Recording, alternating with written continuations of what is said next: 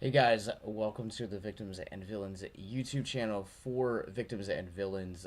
My name is Josh, and today I am joined by a good friend of mine from the Abyss Casing, our horror podcast here at Victims and Villains, Mr. Billy Tabor. Hey guys, how everybody doing tonight?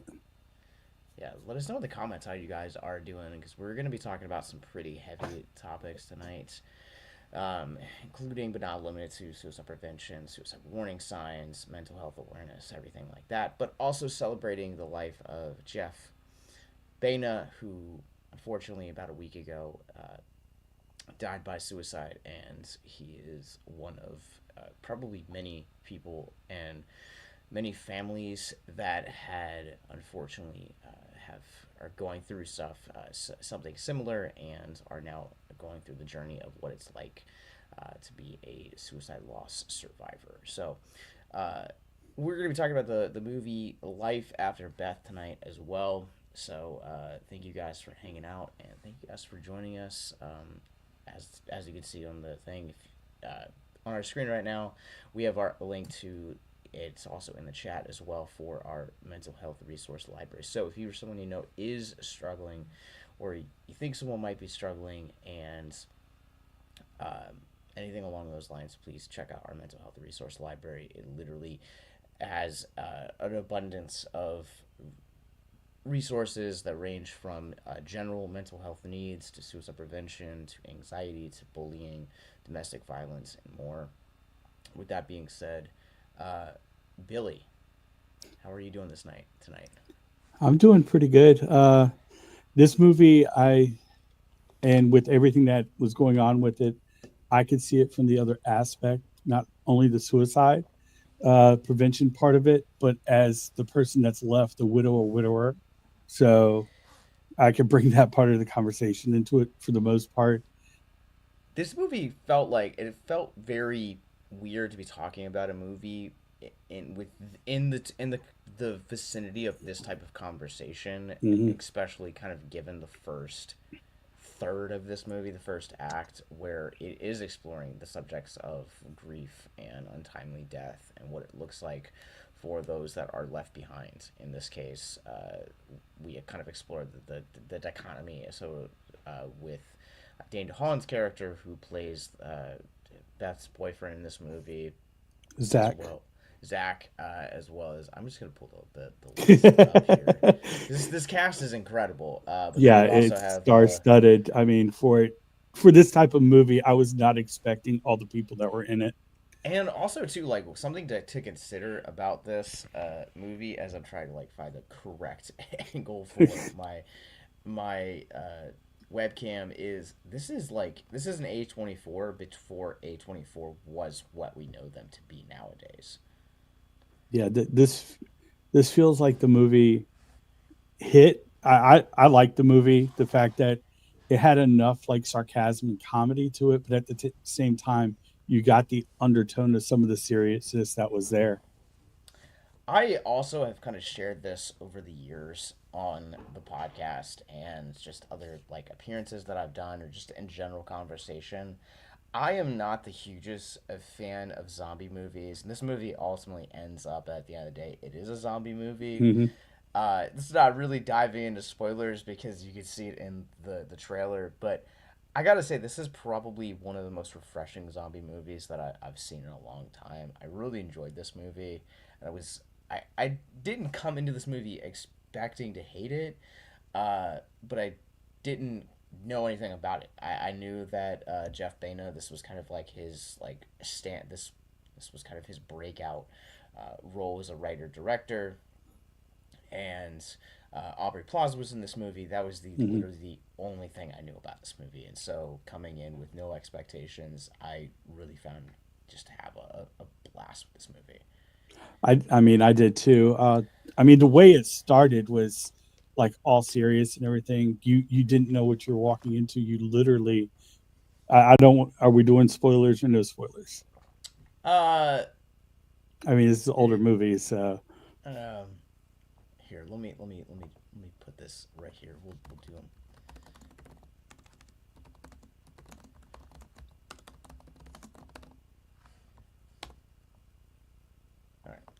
So if you guys are just joining us, we are doing a spoiler chat right now on Okay. Life After Beth.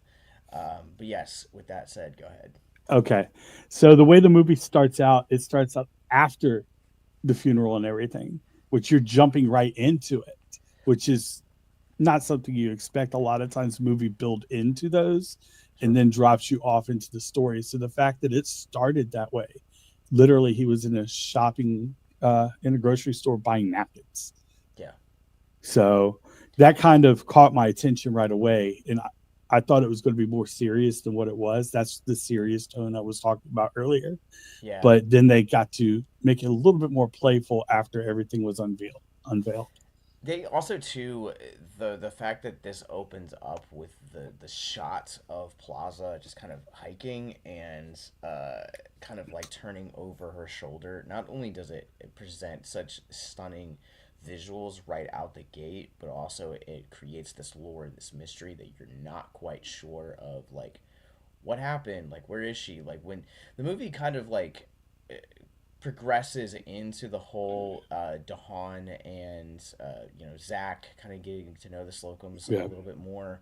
I was really surprised by genuinely how just by their relationship. Like it was kind of like awkward, and it's like I don't know necessarily what I would do in those types of situations.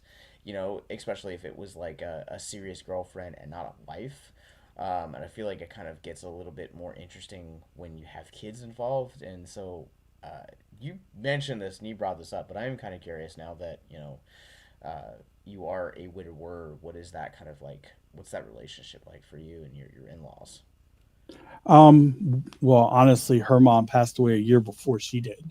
Mm, So my father-in-law, I talk to him every so often. He traveling a lot. He travels a lot and everything. He doesn't live local to me. He lives out in Lynchburg. mm, So but he was traveling a lot to California and Florida to visit his brother and sister and everything. My sister-in-law and we just haven't talked.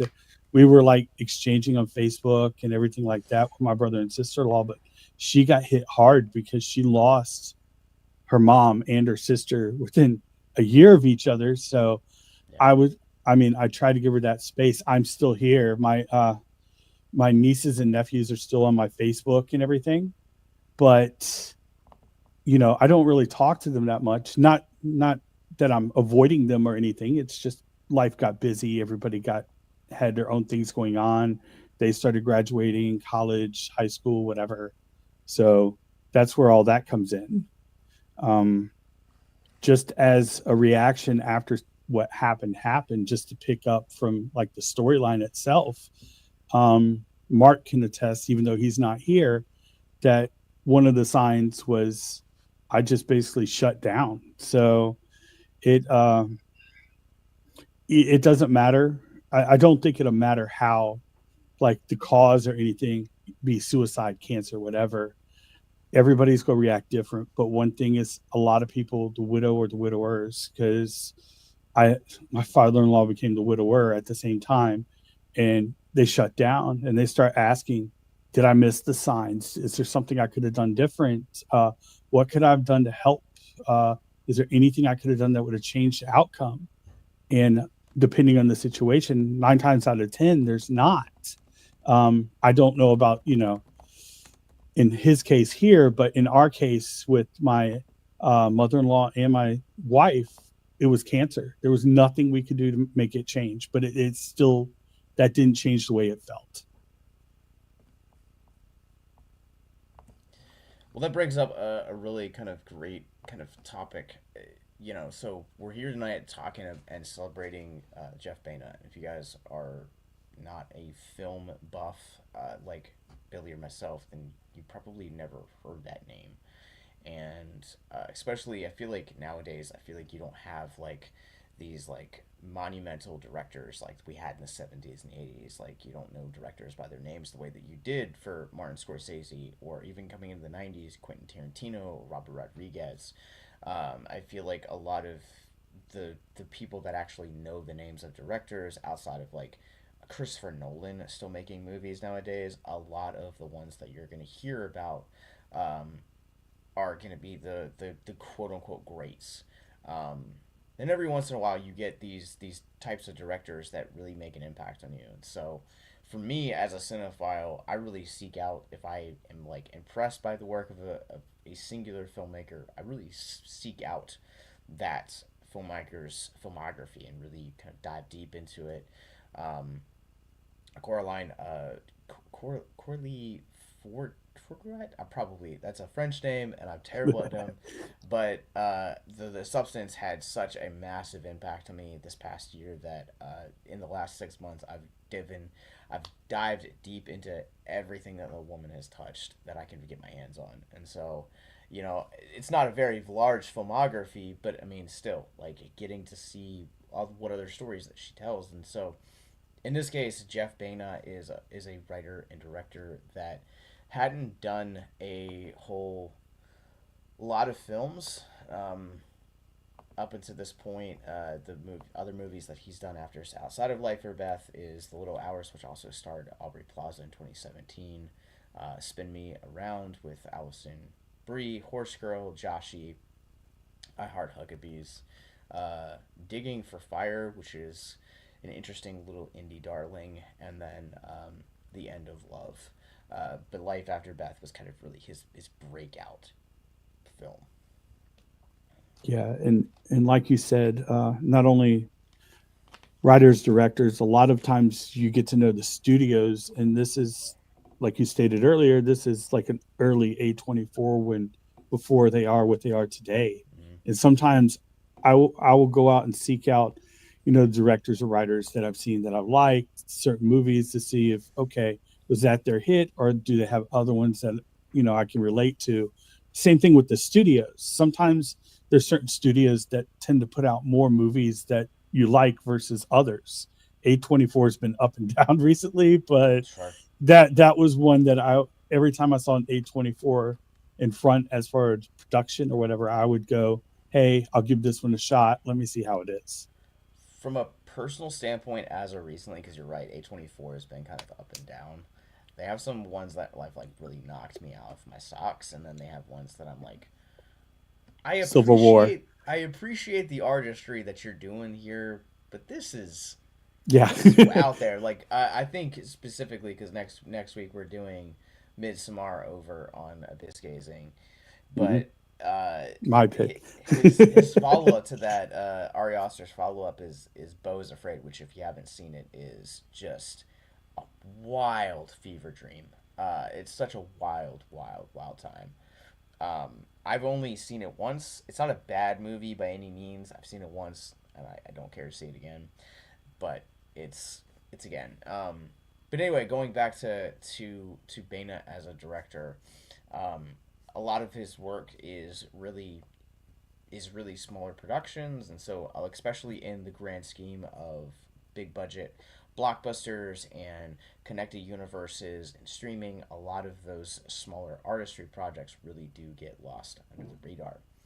And as kind of progressing into it, it was reported by BBC, Variety, and a lot of other trades that the cause of Banda's death, unfortunately, was suicide. So we're using this time to not only celebrate the life of Baena as a artist, but also at the same time to really emphasize bringing in what the warning signs for suicide are. So hearing somebody talk about wanting to die, having an immense amount of guilt or shame, being a burden to others, and I think even if somebody is joking or you think they're quote unquote looking for attention, take that attention seriously.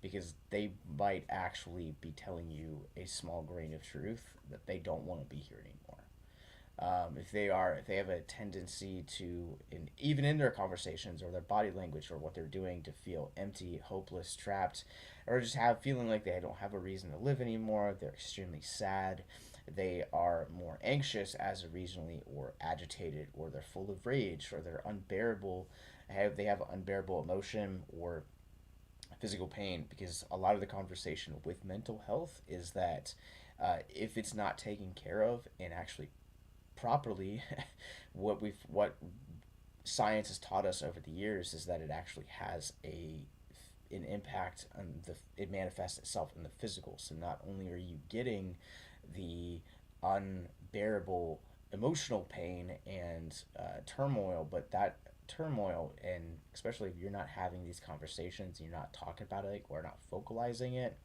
that becomes physical pain as well.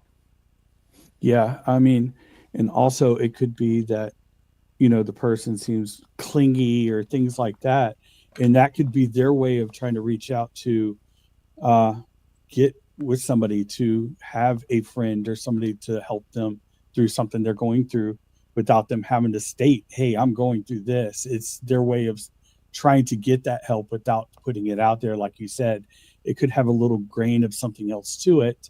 uh, if they're feeling like unwanted or unneeded, or not necessarily wanting to, like, everybody doesn't want them around, or if they start closing themselves off or separating themselves, that's another sign of they're trying to just pull themselves away. It could be other reasons, but it could also be for the reason that we're saying of being unwanted, unneeded.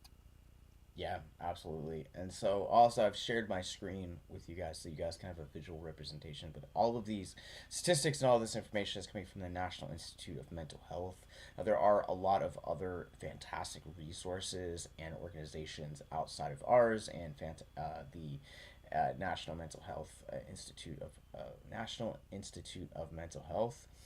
American Foundation for Suicide Prevention has been a great resource over the years for myself personally, and educating myself not only on what suicide prevention and suicide statistics look like in stateside, but also at the same time what it looks like to understand these warning signs, but also understand what it looks like in your own backyard. American Foundation for Suicide Prevention, as well as the CDC, are two of the very few places where you can actually see what suicide looks like in your own state and how that's impacted. Um, Also, keeping in mind too, to quote the Little Mermaid, which is something I never thought I would do, in talking about something as serious as suicide warning signs, but never underestimate the call and the impact of body language. So as you can see here, it talks about changing behaviors. This is a very, very big red flag when it comes to people that no longer wish to be with us. So they end up actually changing a lot of their selves, and so a lot of that warning sign comes from observing the behavior of those individuals. So this can look like making a plan or researching ways to die.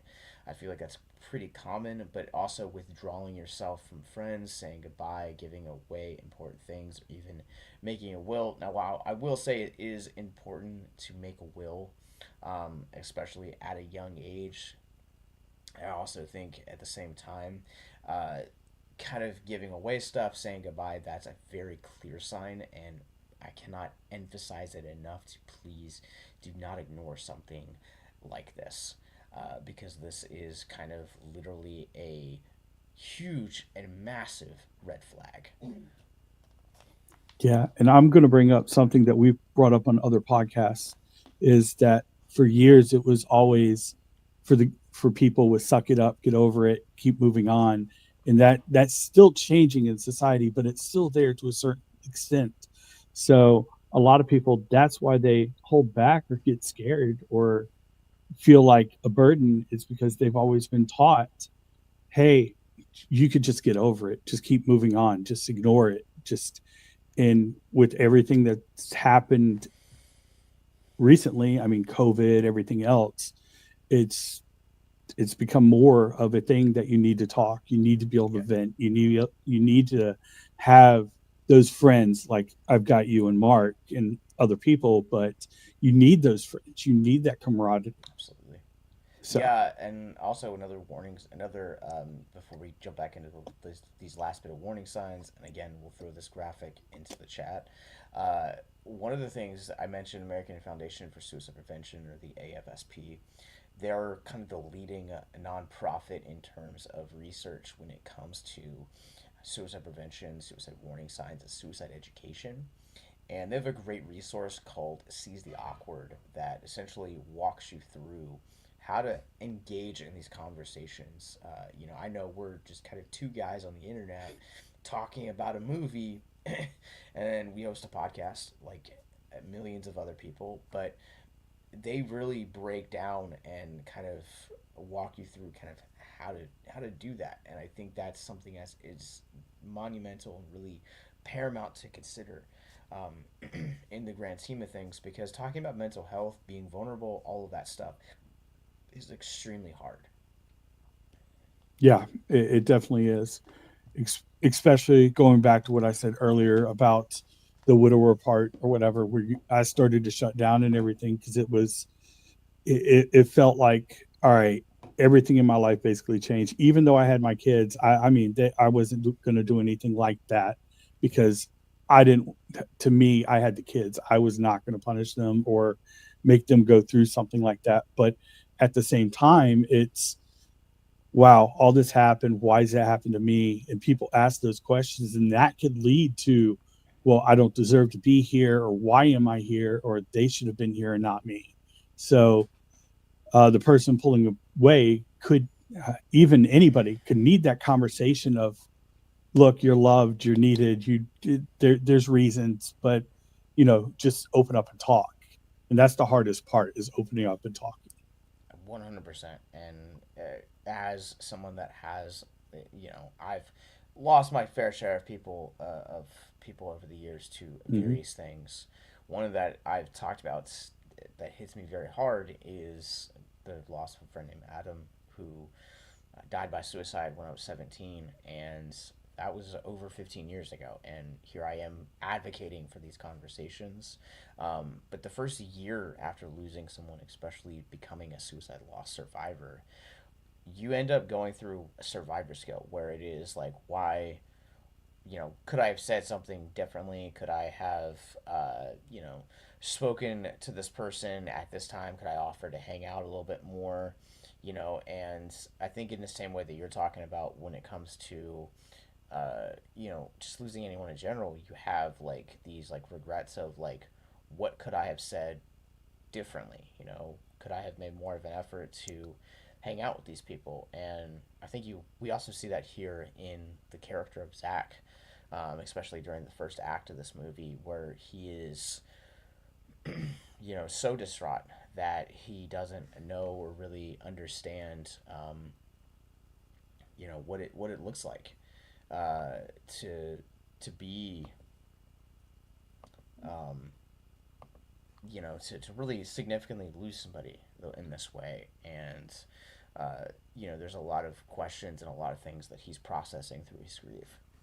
Yeah, there's one question you didn't say that I know is on both sides of the fence on everybody for survivor skill is, did I miss something?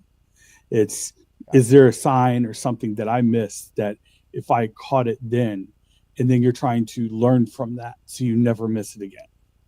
Yeah, I mean, I'm being honest, that's something I've said in my head. Like I said, there's nothing I could have done.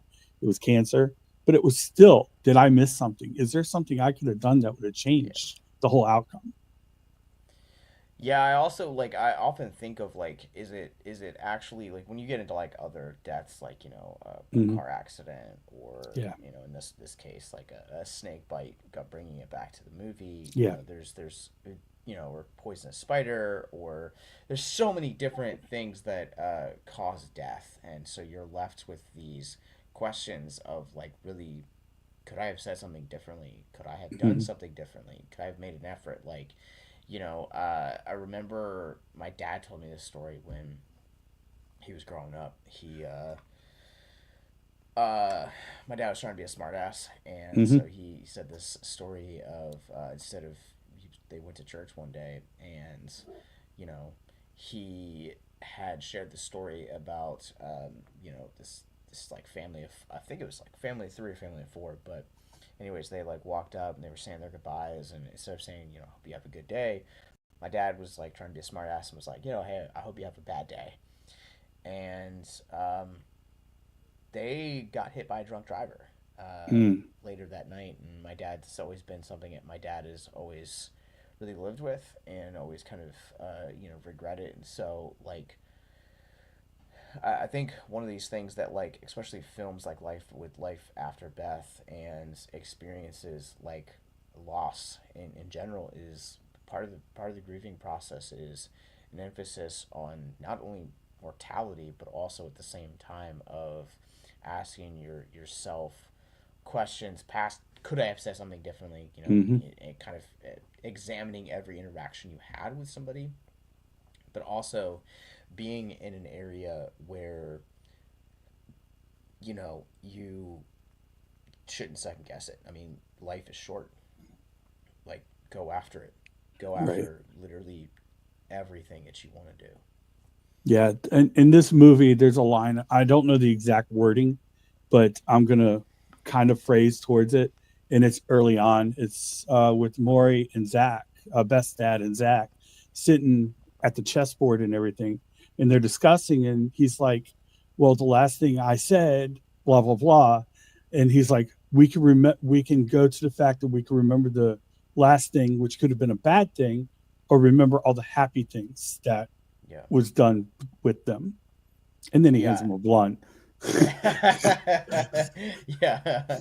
I actually wrote down that line. I think of what you're talking about. You can't let that last moment define your whole relationship, which is That something that I wish somebody would have told me very early on, because I feel like for me, like when I've lost other people in the past, it's really easy to kind of like remember the entirety of the relationship. But when I became a suicide loss survivor, it's those last moments. Like, could I have said something differently?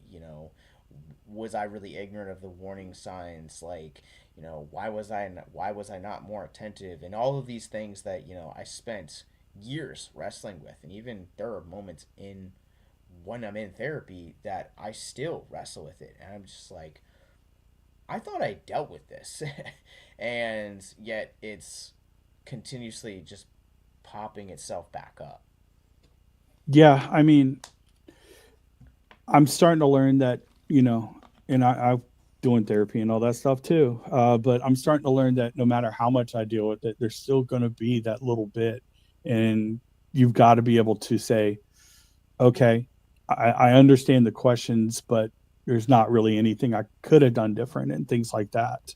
Um, and that all just comes back to yourself and how much you cared and how much Yeah. you wanted to be with that person or still wish that that person was still here, blah, blah, blah.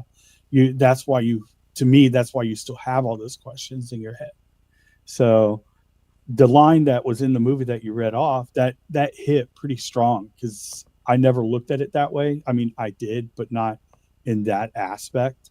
So it was always, all right, did I take good care of her? Did I do everything she needed? And was I right for doing this or wrong for doing this? So that's why that line hit like it did. Yeah, it's something it was really heartbreaking to see, and like one of the things that like really stuck out to me is really how hard Dahan's characters hit with her death.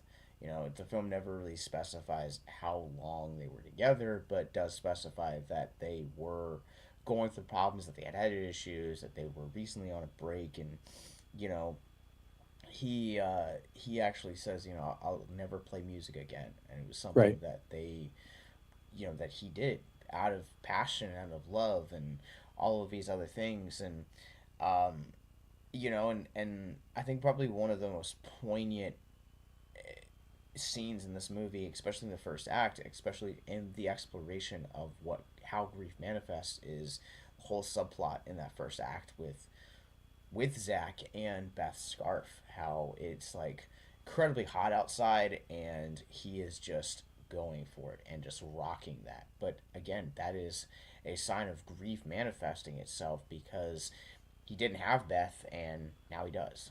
Yeah, it was something that brought him closer to her, and that's what the scarf represented. And the thing I loved about this movie is how everybody always says, "I wish I had that second chance. I would do stuff different and whatever." And that's exactly what this movie kind of did, even though it was a zombie movie. It's and after the first act, and she came back. it gave everybody that second chance. Let's do these things different. I'll, I'm going to tend to your needs more. We could go out hiking or whatever. And that kind of showed how he changed his persona and personality. And his parents, the way they reacted was getting tests done to him and everything, and getting his head examined and things like that. So Yeah.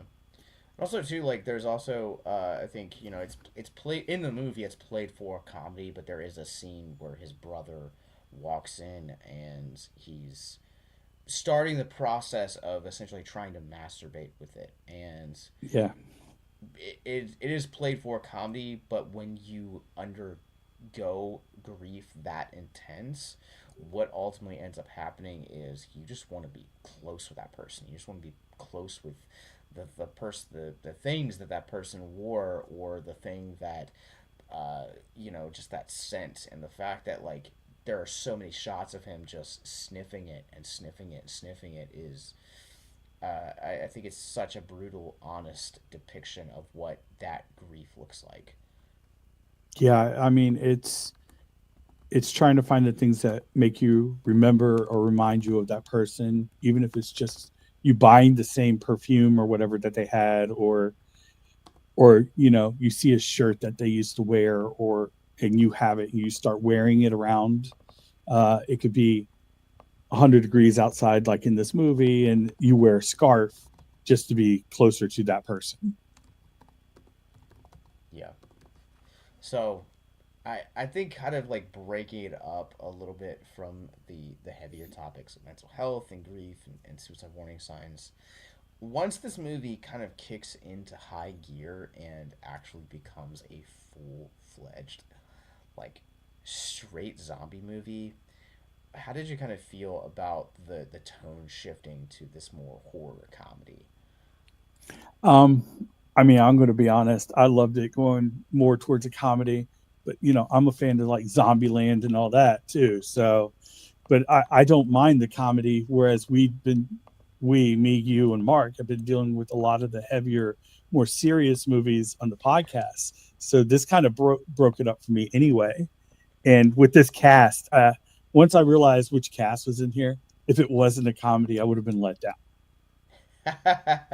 Yeah, this cast is something else to say the least. I mean, we've talked about John C. Riley in this, Molly Shannon. I always love seeing Molly Shannon when she pops up in things. Hmm. But Aubrey Plaza, Jim O'Hare has a very brief cameo, and if you know Parks and Rec, then you know that's Jerry. He plays the mailman, or in this case, a zombie mailman, which I loved.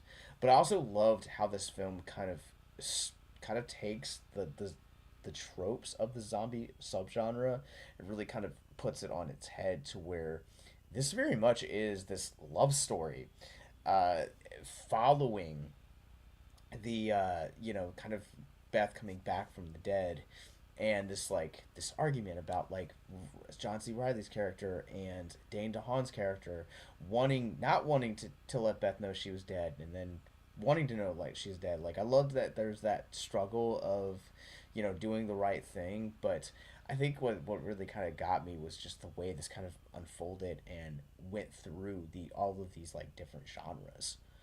Yeah, and Riley's character went to like the overprotected parent also, whereas you don't need to go out during the day. You need to stay in the house. Don't let anybody see you. Don't answer the phone. I mean, he and I know that the thing that they kept using to their advantage was she needs to go study so she can take a test, and they were using that to twist it so they can get with whatever they want. Was, well, she really needs to come study so she can take the test. She doesn't need to go do this or that tonight or today or whatever. So, I felt so bad for DeHaan constantly getting cock blocked in this movie. so how old were they supposed to be in this movie? Or were I they took in high school or college? I took it as they were probably like freshly out of college.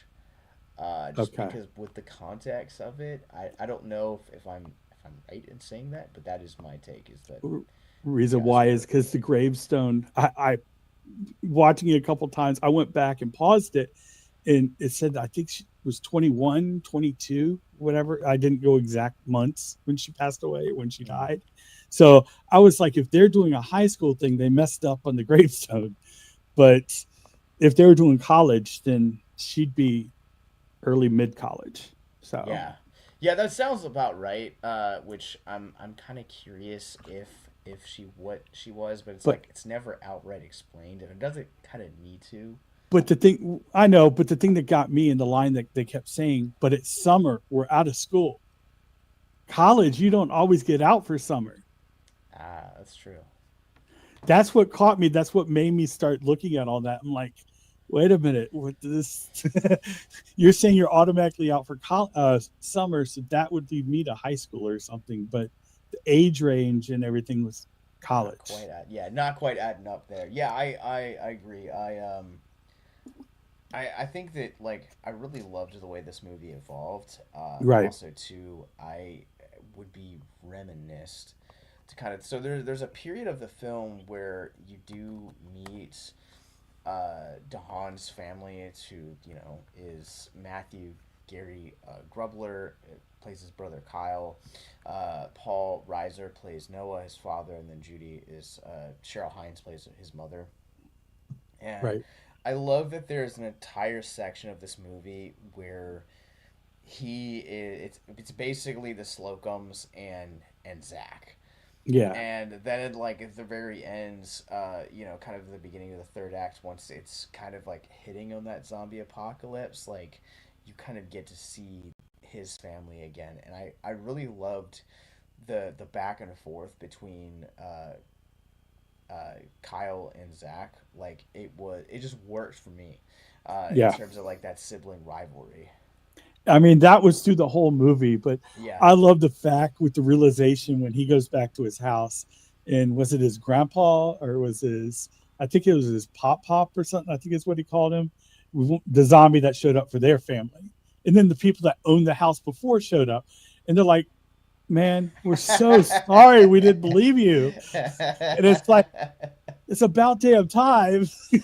So, Yeah, I really liked the kind of realization that this was like they were actually in zombies, to where it's like because the way that it's written, Baena especially kind of like it brings into terms that uh you know she just kind of mysteriously just showed up, and like that's what it is. Like she just kind of showed yeah. up. We don't know how she. And he's like, "Oh, dude, she's a zombie." And he's like, "I don't know, man. Like Jesus was the same way." Yeah, exactly. And then they didn't really give it away with the mailman, even though you kind of suspected, because it was he's like, here's the mail, and drives away. It's not a long interaction with them. It's kind of like, all right, that was weird, Yeah. but is he a zombie? Is he not? And then I love the fact of how that they were using the attics, where they were putting the mud and everything inside the attics, and I was wondering if that was a similar, it's them being underground, 8 foot under was the mud. That's probably good. I also really liked too, like how there were like quirks about these zombies, and like it Mhm. wasn't just like oh, they want brains. Like there were like steps and like evolutions to it, but like when they were kind of like in the early evolution from kind of being like freshly dead to like before coming like full on like flesh eating zombie, they had to go through like they really liked attics, and they always kind of wanted to hang out in the attics, but they also really had this like just hunger for like smooth jazz, Yeah, which I thought was so funny. I was like, this is a really interesting spin on this, like the tropes of the genre. yeah, and they really hit on that when she was sitting on the beach with him, with Zach, and he was trying to play her song, and she's like, this sucks, and blah blah blah, but it was more of a because she was hitting the peak of she needed jazz versus any kind of other music, Yeah. and when the jazz was playing in the restaurant, that was like a huge red flag to me. I'm like, okay, he asked him to change the station. Nope, we're staying on that. And then they pan over to the cook. I'm like, okay, it makes so much more sense now. Yeah, they're it's before you kind of get to like the portion of like the zombie apocalypse, like it's very subtle. Like you spend a lot of time and you kind of slowly get to see Beth decay, but then you kind of have these like interactions around with Zach and like the other like human cast members in this, to where it's like you meet his grandfather, then you meet the original like uh, people that like used to own the home, and then you get to meet the like the mailman and like the cook, like you said, like there. So it's just this the story just kind of evolved really naturally, and it was very lovely for that. Yeah, and I mean, going back to the scene for the restaurant, and that's about the time you see Anna Kendrick. Yes. That's when she shows up, and he starts, let me feel your hair. Can I smell your hair? Can I touch your face? Or your skin looks so nice and everything. And it's like all I could hear in my head, creeper, creeper, creeper, creeper, because it's just that's what we've been. That just sounds so weird to say out loud. And the fact that they had the characters go through that was just crazy to me. And then I love the fact of Plaza and Kendrick, their scene after she gets hit by the car, and he's like he's introducing them, and he's like, "This is Beth." She's like, "This is another Beth." She's like, "Hold up, wait, another Beth? Boy, you got another Beth." Yeah, it was just hilarious. Just that and I love that the fact he threw that in with them with that scene, that it lets them cross over to actually hit, because both of them played off each other very well to me. God, I forgot that, and this is too. Keep in mind, this is the second time that they have done a movie together. Mm-hmm. Keeping in mind that they also did Scott Pilgrim together as well, Mm-hmm. and they were incredible in Scott Pilgrim. But I loved their interaction. The post lunch scene, I think, was kind of one of my favorite sequences in this, because it had me in stitches. Absolutely, just the back and forth that they had. I thought it was just very well done. But also at the same time, I loved the way that this ultimately ends, Mm-hmm. with that Kendrick doesn't play a huge part in this role, and she kind of gives the script exactly what they need. And I gotta imagine one of the biggest challenges following, the death of someone that you've spent a significant amount of time of your life with, whether that is in a marriage capacity, or you're living with somebody, or whatever the situation. If you're engaged into that person's life for a long period of time, and it is romantic, I gotta imagine dating is like one of the hardest things to do following that. And one of the weirdest. It's one of the weirdest because once you haven't done it for years, and then you could question yourself a lot of times of, man, you still feel like you're cheating on that person or whatever, even though they're not still here. You were so entwined in their life that pulling away a little bit at a time, you could still have that feeling of, man, am I cheating? Am I whatever? Especially early on, when you finally open up to start doing that. But it is one of the hardest and one of the weirdest things to do. I think you kind of. I think there's this element that Baena brings to this as a storyteller, that this isn't your typical zombie movie, and there's this level of realism that I think you don't, or grounded storytelling that you don't get in a lot of places, and it's hitting on these themes that we've talked about so far, but kind of diving into that, I think you get those weird interactions like, Mm-hmm. oh, let me smell your hair. Your skin's so great, and it's played for comedy, but is very much something that you would, experience. I feel like in that given that situation, and I love the fact that this film ends with him and Kendrick getting together. Like I love the fact that it's not just the two of them just kind of hanging out, but that they're ultimately end up kind of by serendipitous circumstances ending up in the same spot kind of during this zombie apocalypse, and ultimately go get lunch and start a relationship. It's blood. Yeah, and I mean, I love it that they use the cliff where he takes her on the trail at the last point and everything. to use that as his goodbye to Plaza, to Yeah. Beth. That helped the storyline and probably helped him mentally, as I mean the character itself, a lot, because you got to say that goodbye. It's not sudden. I didn't get to talk to them or anything, which Yeah. is what they used this movie for a lot. Was, like I said earlier, to give them that second chance to express how they feel and things like that. Yeah, I also too. I have a question that is kind of on the goofier side, and so I'll say it in just a second. But let me respond Okay. to you. Is that I think one of the hardest things about the grieving process is that need for closure. Mhm. And when you're you know talking about something like a suicide, or a drunk driving accident, car crash.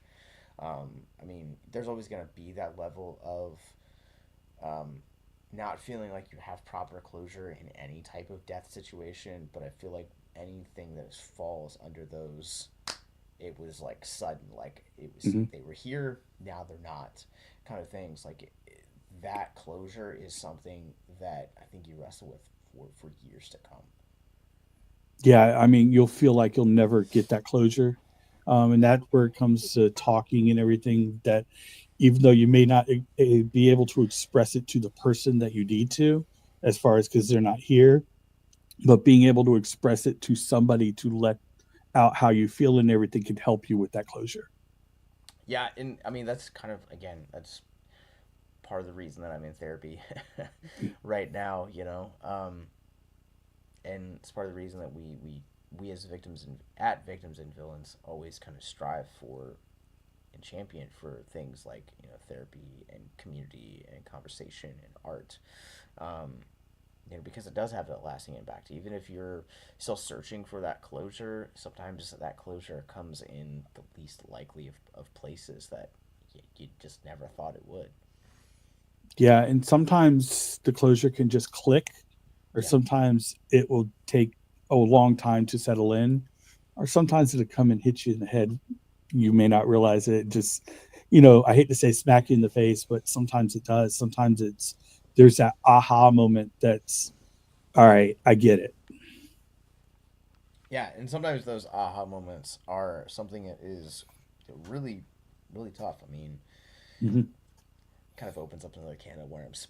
Yeah. But um, I am kind of curious for you in this type of thing. Do you think so in this world, right? So zombies, it still kind of like operates by normal zombies, where they like you shoot them in the head, they die. Cool. Do zombies actually feel things in this universe? Do you think? Um, can I build off your question? Okay. All right. So, with the scene, is it considered necrophilia with him and her? That's what I was like wondering, because like I wrote it down in my notes. I was like, can zombies get like pregnant? Yeah, Like, that's all in one question to me, because I mean, I wouldn't be mad at a storyline where zombies could feel and everything like that, but at the same time, then you come into the realization or the thought in your head of, okay, are they considered dead still, or are they past that point, or how? What's that considered? right, because like in the film, in context, like it's not put on yet that they are undead or zombies. That Beth Right. is just kind of magically resurrected, and everything is normal, but like for a zombie, she's like aggressively horny. And I was Mhm. like, is this like something that goes through with like all zombies? Like, male zombies kind of wake up in this world, they just have like a raging boner that they're just like trying to deal with for the entirety of, until like the full process of like zombification kicks in. So is he used? Did he use that to show us what zombies are and what causes them to become out of their mind before we get to the actual zombification? Like you see in all these other zombies movies where they're like brains and all this. Is this the prequel of, man? They just couldn't get laid, so now they're just losing their mind. Was Like, thought you never if, thought about, huh? Never if thought I would have this conversation, but here we are. in this universe though, if you give a zombie an orgasm, does that like delay like the zombification process like by a day or like a week or something? And do you still have to listen to jazz? I So I think jazz is kind of inevitable in this world. It's yeah, yeah. unfortunate, but I think it is. I mean, I have nothing against jazz. I don't mind jazz. It's just jazz is the one that, it will calm you down and everything. So I don't mind jazz. It's just I'm the person that I couldn't do jazz driving or anything like that because it would, kind of lull me. So I used to work with this guy, and for context, I used to work in pizza, and I worked with this Hmm. guy, super cool, super chill dude. Like turned me on to some like banger indie films. But this guy listened, and when I say like listened, like he had like the way that some people listen to like loud uh like hip hop or metal or pop music, you kind of just get lost in that. This guy had like subwoofer like speakers and like I mean it was a huge audiophile, but just only would blare smooth jazz. And I was like, Wow. dude, this guy's got to be like just mellow, like all of his time, man. Like maybe when he's home, he just like tokes up all the time, and then like just listens to smooth jazz to kind of just keep that mellowness going. Maybe he thought sharing was caring. I don't know. To blast it and everything. But like I said, I have nothing wrong with jazz. I could listen to jazz. I can listen to all kinds of music. It's just a place and a time sometimes for me. Yeah, same here. Whereas if you're tired or whatever, I'm not going to listen to classical or jazz if I'm driving or anything because I'm not trying to fall asleep. So I mean, it's relaxing, and that's a lot of times what that music is meant to be is relaxing. So Yeah, I need anytime that like long drives like long I need like stuff that I grew up on. I need pop music. Uh and I've found that like for like the going to like portion of, wherever your destination is, uh like 90s hip hop like really like hits for me. yeah, It's perfect road trip music, but coming back like I need heavy metal. I need thrash. I need like something that's gonna keep me energized and awake. And yeah, so it's always I, just gonna depend on the mood. I knew our ride to Durham. I think it was on the way back. We got stuck on Dad Rock. Like, Oh, dude. so it hit just right. It was one of them like from Durham back to Richmond. It's like, okay, I could deal with this. Yeah, like I cannot imagine any other type of type of music to listen to. Like I don't know, man. I genuinely like that was one of the things that like Eric and I like recently also discovered is like we really love like Divorced Dad, like Hinder, Linkin Park, Nickelback, Stains, like yeah. Anyway, if you guys haven't checked out, if you guys have made it this far, whether you guys are joining us in the chat or you guys are currently also at the same time, a couple of things that we will mention before we leave. But the first one is if you guys haven't checked out Life After Beth, it is streaming right now with. It is streaming right now on Prime and Canopy. Canopy, you just need your library card, and your library also has to be a participant. But also, you guys can rent it VOD or buy it also on Apple TV, Fandango, FlixFling, Spectrum, or Microsoft. I don't know why people would buy stuff for Microsoft. No, nothing against Microsoft. Just didn't know you had a streaming service, but I digress. It's well worth checking out. It's really delightful. I think it meshes the genres really well. It's a really fun film, but also at the same time, as we've kind of talked about for the first half of this podcast, it's also a very serious look at the grieving process and mental health and everything. Yeah, I mean, like I said, it was a fun watch, but parts of it did have its serious tone. And I've watched it more than once in the past couple of days. I actually sat down and watched it with my boys earlier just to rewatch it, and it's one of those that transcends to not just a sad movie or something like that. It's one that could get conversation started, but at the same time, it's very enjoyable. Absolutely. So kind of going back to the last bit of suicide warning signs, just while we are on the topic and while we're winding down, going back to the changing behaviors and body language being very important. Um, Also, probably one of the biggest things that I think a lot of people, and myself included, don't consider or don't think about really when it comes to uh, people that may feel suicidal is the act of actually taking dangerous risks, such as driving really fast or doing stunts, parkour. For as joking as Michael Scott in The Office try to make it.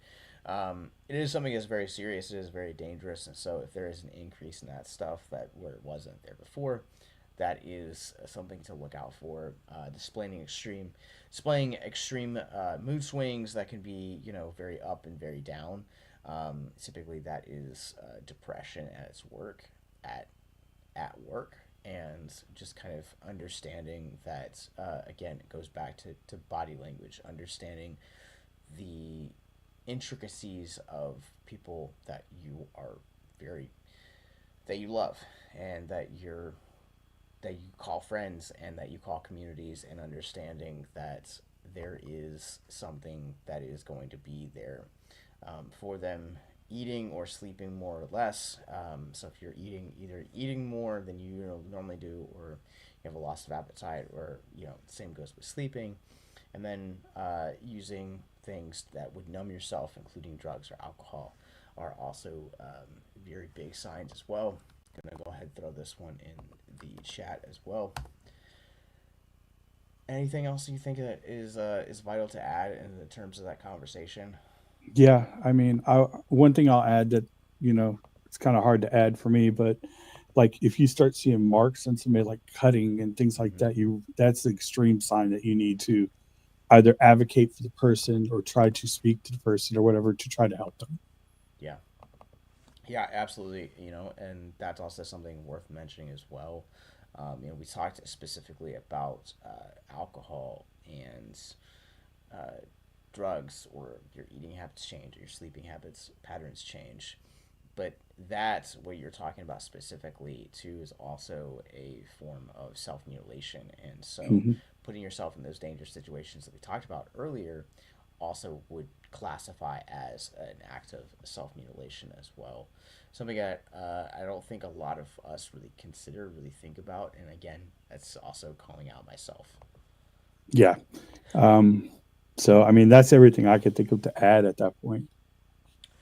Well, as Billy mentioned originally at the beginning of this show, we are 2/3 of the hosts of the core podcast here at Victims and Villains called Abyss Gazing.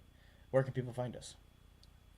We can find me at, actually, they can find the show at Patreon, and they can find the show also on Victims and Villains website. They could find me at, um, yeah, of course. I go blank, called me out because I'm not thinking about it. At your favorite, and it's Josh's favorite. Josh's favorite. Yeah, it's a Yeah, it's letterbox. Letterbox. Yeah, VA Boy 99. Well, I mean, I got all of them, but the only one I give out is Letterbox. So they can find me at Letterbox at VA Boy 99. They can find our I, friend Mark with us always. We own the rights to him. So, and then we got Josh. So I can be found I can be found with these guys. Typically, I'm the one that does all the social media on our show, Mm, all the shout outs. So I threw Billy for a loop there, but you guys can find Abyss Gazing wherever you guys get your podcast from. We have new episodes that come out every Wednesday night at 6 p.m. Eastern Standard Time. Like we mentioned earlier, this week we're talking about Midsommar, and kind of continuing some of the conversation from this live podcast over to that podcast as well, without especially given the character journey of Danny. But you guys can also find me. I'm on Letterboxd as well. I had Captain Nostalgia, And you guys can also catch our parent company, Victims and Villains. We are on Facebook, Instagram, right here on YouTube, and uh, Patreon, as Billy mentioned. But if you guys want to more, if you or someone you know is struggling with suicide, addiction, self harm, or depression, you guys can go to victimsandvillains.net/hope. Check out our mental health resource library. The link is right here on the screen, so you guys can see it here as well. It's also in the chat. It's also in the notes for this episode. So there are 3 ways that you guys can get it, but that website's also going to give you access to more episodes of not only abyss gazing, but all of our mental health podcast on our podcast network, as well as movie reviews and more. So thank you guys for hanging out with us on this Saturday night and talking about these things. But until next time, you guys have a good night and stay classy. Take it easy.